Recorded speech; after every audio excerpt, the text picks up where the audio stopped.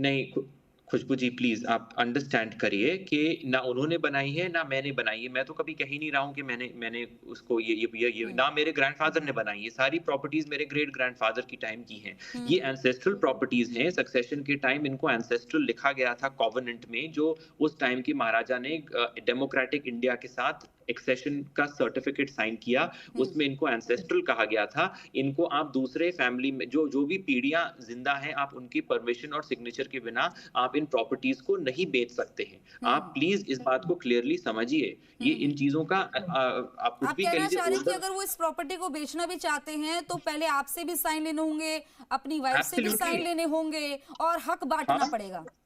Absolutely, absolutely. कितनी लेकिन वो चीज़ प्रॉपर्टी है हम लोग पे जिसको लेकर नहीं, उसकी वैल्यू क्या नहीं, है? मैं मतलब मैं समझना चाहती हूँ, मेरे दर्शक पूछ रहे हैं मैम आप लगातार, हिस्टोरिक जिसको पैलेस लेकर पे इतना आप कलह हो रहा है।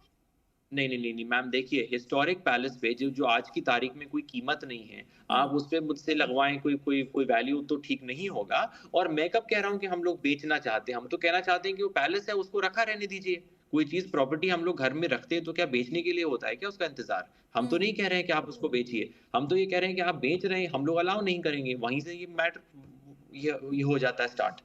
He cannot sell it. It is ancestral property signed in written in the covenant that it is a hmm, ancestral property of the Maharajas of Bharatpur, and it is governed by that constitution. I will not allow them to sort of हुँ। sell. It is an impartable Anirudh estate. जी, अनिरुद्ध जी ये जी। बताइए कि क्योंकि आपके दादा से ये चली आ रही है प्रॉपर्टी, ऐसे में हम्म क्या कोई और भी हकदार हो सकता है आपके फैमिली मेंबर से, आपके पिता के भाई वगैरह या बहन वगैरह, कोई भी जो है मतलब नहीं जो भी हो दूर के रिश्तेदार भी हो, क्या वो भी हो सकते हैं हकदार?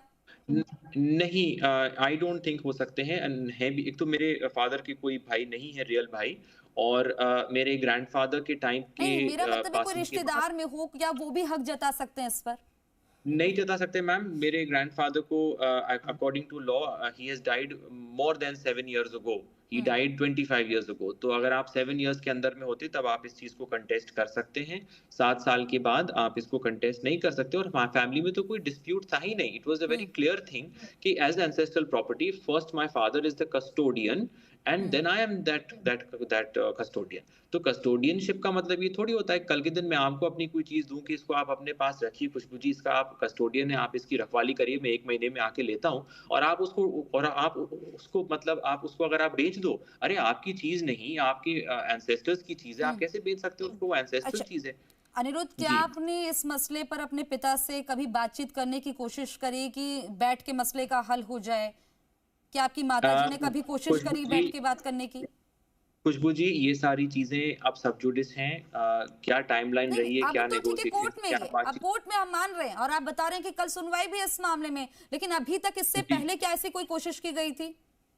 डिस्कशन तो तभी हो सकता है ना खुशबू जी जब कोई सुनने को तैयार हो और अपने एडवाइजरी कमिटी जो उनके आसपास घूमती है वो भरतपुर एस्टेट के लिए उसको एडवाइस करें उसके बेनिफिट के लिए ना कि उसको खत्म करने के लिए तो जब आपकी संगत ही गलत है तो आप क्या उस बारे में करेंगे और उसके पहले भी मैं कुछ बातें बता चुका हूँ मीडिया को हुँ, दोबारा उन बातों को दोहराना ठीक नहीं है तो जब आपकी संगत ठीक नहीं है तो आप अपनी प्रॉपर्टी के बेनिफिट के लिए क्या डिसीजन लेंगे उसका आप खुद ही आंसर दे सकती हैं हुँ, हुँ। अनुज जी, तो आपने आपने अपनी बात रखनी चाहिए, हमने आपका मोस्ट वेलकम किया कि आपने हमसे बात थैंक करने यू की खुशबू कोशिश जी करी। It is an absolute pleasure ठीक है, हम कोशिश करेंगे कि आपके पिता भी अपना पक्ष रख पाए। अभी आपने हमसे बातचीत करी, बाकी देखिए आखिरी तो कोर्ट में ही मसला हल होगा क्योंकि कोर्ट तक पहुंच चुका है। लेकिन हम तो उम्मीद करते जी हैं कि जी मसला जल्द से जल्द सॉल्व हो जाए, आई क्योंकि हैव द देखिए हाईएस्ट फेथ जनता में आई एक मैसेज जो ही जाता है ये अच्छा नहीं होता, क्योंकि आमजन में क्या जी मैसेज जाएगा कि राज परिवार में क्या कुछ हो रहा है। आप हमारे जी साथ जुड़े, खुशबू जी बातचीत की बहुत बहुत शुक्रिया। Thank you Khushboo ji and I have the highest faith in the SDM's office and we shall wait to see what comes out of there thank you so much thank you okay, Khushboo okay. जी आगे बहुत thank मौके you होंगे, बातचीत करें।